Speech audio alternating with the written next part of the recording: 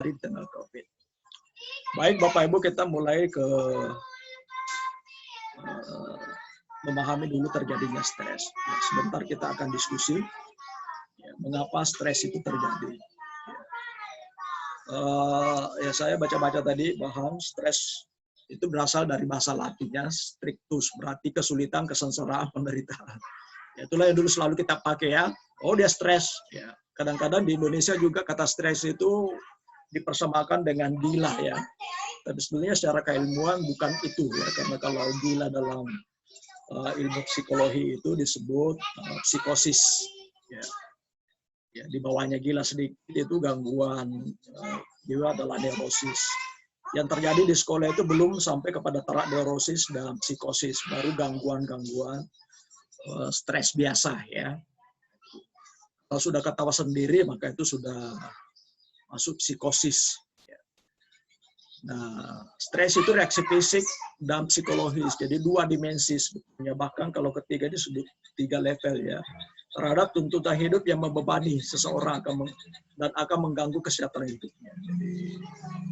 Jadi sebenarnya stres itu adalah bentuk reaksi fisik kita.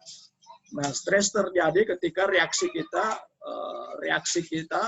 tidak memadai dalam menghadapi situasi stresor.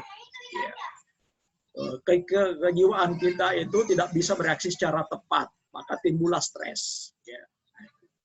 Lalu stres itu dapat terjadi pada level fisik, psikologis, dan sosial. Jadi sebenarnya stres ini memang sangat memiliki dampak karena secara fisik bisa berpengaruh terhadap gangguan fisik, sulit tidur, ya, tidak bisa makan, macam-macam, keringat dingin, ya, gemetaran. Nah, itu kalau pada tingkat-tingkat yang lebih parah ya. Ya, secara psikologis bisa tertekan, ya, tidak bisa berpikir, ya, dan macam-macam. Ya, kemudian secara sosial juga terjadi karena gangguan yang tingkatkan, yaitu hubungan-hubungan sosial terganggu gara-gara stres. Ya. Itu sebabnya kita perlu menangani ini dengan baik sebelum dia menjadi level yang berbahaya. Nah, kita mencoba belajar kembali ya. Mungkin di antara Bapak sudah pernah mengikuti slide saya ini. Saya menjelaskan kembali untuk yang belum pernah mengikuti slide ini. Apalagi guru KM yang harus paham kenapa sih orang stres, bagaimana stres itu terjadi pada seorang anak. Ya, hanya dengan memahami itu kita bisa melakukan tindakan yang tepat, ya, menangani sumber yang mananya. Ya, karena kalau hanya nasihat, kita jadi tidak tahu yang dinasihati apanya, isi nasihatnya tentang apa. Konseling juga tidak mungkin kita lakukan kalau kita tidak paham ini. Analisis mengenai stres, apa yang bisa dilakukan, kenapa suatu stres itu bisa terjadi.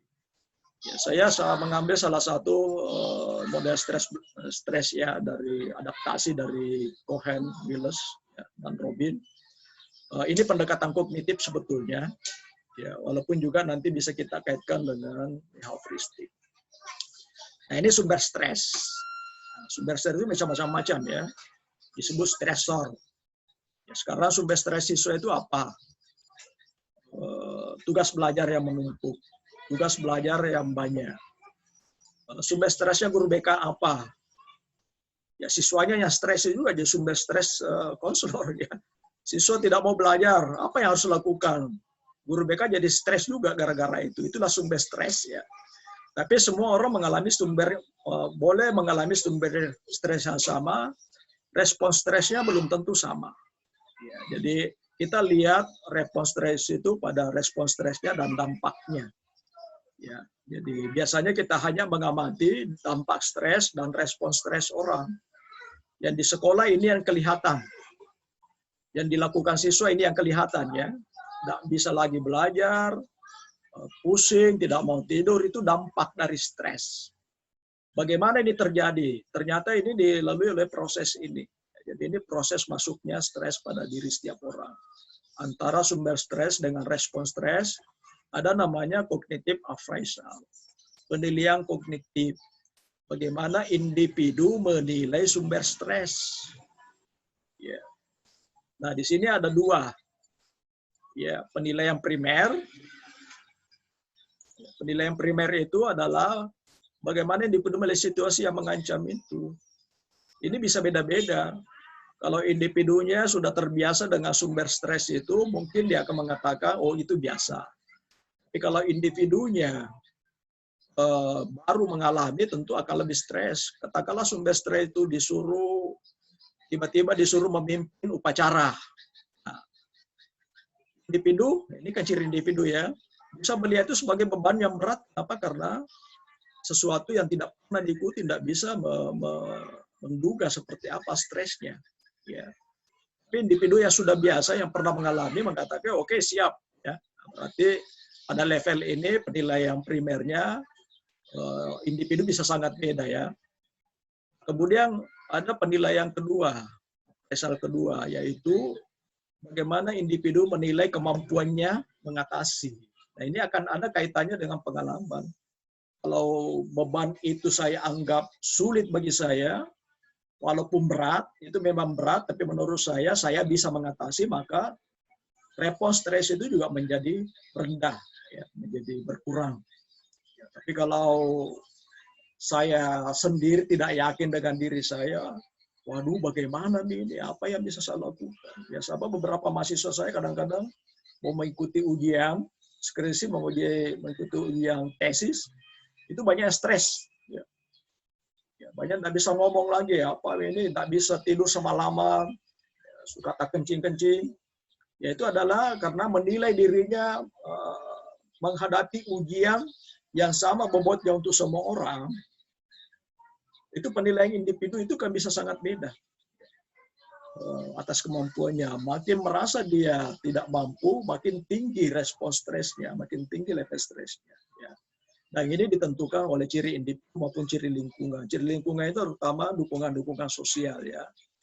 Bagaimana orang sekitar mendukung, itu bisa mengurangi, memperbaiki ini ya. Lalu disinilah terjadi respons stres ya, dan dampak stres itu.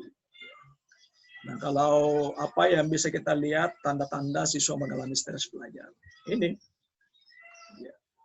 Dan nanti bisa dipakai skala yang yang ada di Google Classroom ya. Silakan, ada 40 item di sana, ada juga item-item yang untuk mengeksplorasi. Saya kira nanti bisa saya tunjukkan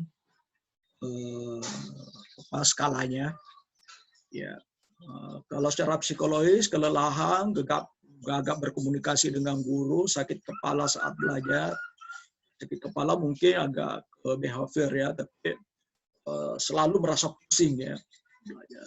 Kognitif itu berpikir negatif. Jangan-jangan, waduh bagaimana ini. Itu orang gejala stres, memikirkan hal lain saat belajar.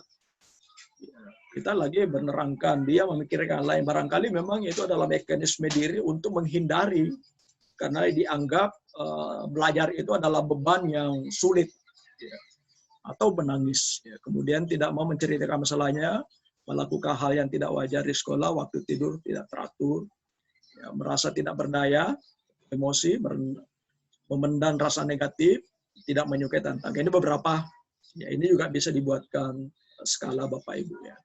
Nah, kalau ada tanda-tanda ini yang Bapak Ibu lihat di siswanya, atau mereka melaporkan tanda-tanda ini, itu artinya mereka sedang mengalami gejala stres. Ini kita lihat tadi dari teori ya, gejala stres itu di persepsi tentang ancaman, persepsi tentang tentang kemampuan mengatasi. Ya. Jadi kalau kita seperti ini, kalau tugas belajar itu dianggap setara dengan kemampuan mengatasi, maka ini netral namanya, tidak ada stres sama sekali. Tidak ada stres. Bisa juga begini, tidak terjadi stres kalau seperti ini ya juga. Kita merasa percaya diri, itu gampang lah itu. Biasa itu. Biar kalau hanya tugasnya seperti itu bisa saya tangani. Ya. Artinya dia menganggap tugas itu dibawa dari kadar tertinggi dari kemampuannya. Maka ini pada level seperti ini ya. Tapi ini bisa juga terjadi kalau seperti ini, terlalu percaya diri, memandang enteng. Dia merasa kemampuannya itu jauh lebih tinggi dari apa gitu. Jadi disuruh misalnya memimpin acara, lalu karena pandang enteng diri, akhirnya tidak menyiapkan diri, bisa menjadi masalah. Ya. Ini juga tidak bagus. Ya. Nah, stres terjadi kalau seperti ini. Orang sudah melihat kemampuannya di bawah dari beban. Ya, jadi levelnya sudah masuk daerah kuning 67. Nah, ini kalau sudah sampai level seperti ini 8, 9, 10, nah itu sudah burn out. Ini yang kita mau hindari. Ya, ini yang kita perlu hindari supaya anak-anak kita ataupun kita sendiri tidak menjadi macet, menjadi mobil mondok. Saya kira banyak keluhan guru-guru kita, siswanya tidak mau lagi kerja PR, itu barangkali tanda-tanda stres. Mereka sudah bingung menghindari belajar itu sendiri. Ya, selain mungkin ada persoalan dengan jaringan, boleh jadi juga itu adalah tanda-tanda dari respon stres yang mereka alami. Juga kita sendiri ya, kalau begitu melihat tugasnya anak itu sudah mata berkunang-kunang, ya itu gejala stres ya. Gejala stres.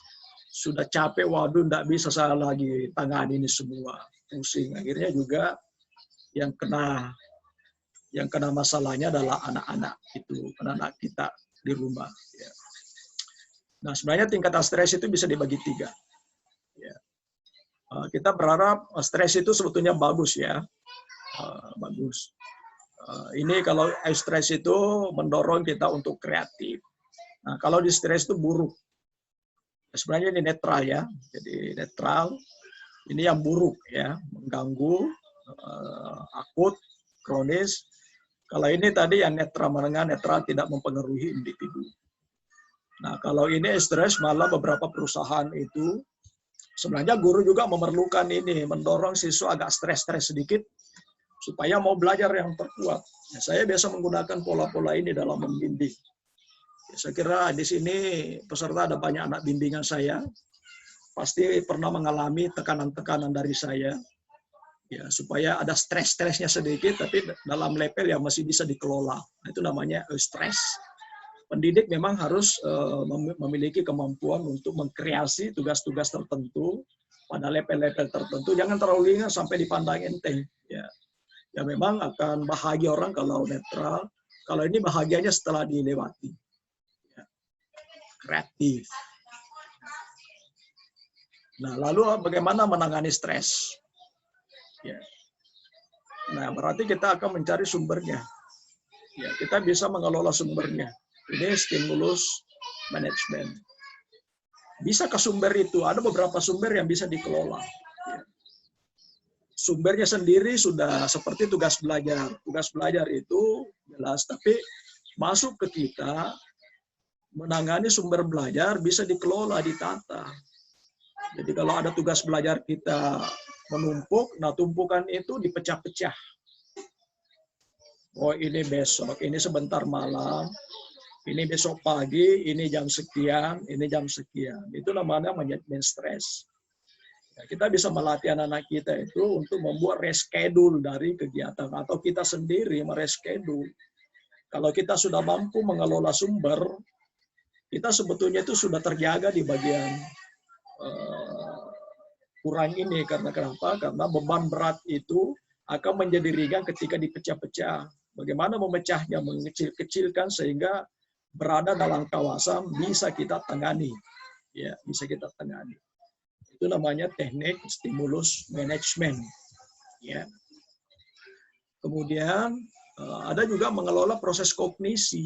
Ini rekonstruksi kognitif, ini yang besok akan kita coba latihkan ya. Bagaimana merekonstruksi kognisi dalam penilaian sumber stres dan penilaian diri. Ya, saya kira Bapak Ibu guru BK masih ingatkan untuk pendekatan kognisi. Seseorang itu bisa bermasalah karena ada di pikirannya yang membuat gurunya sangat menakutkan. Gurunya biasa-biasa saja, tapi pikirannya tentang guru itu menakutkan.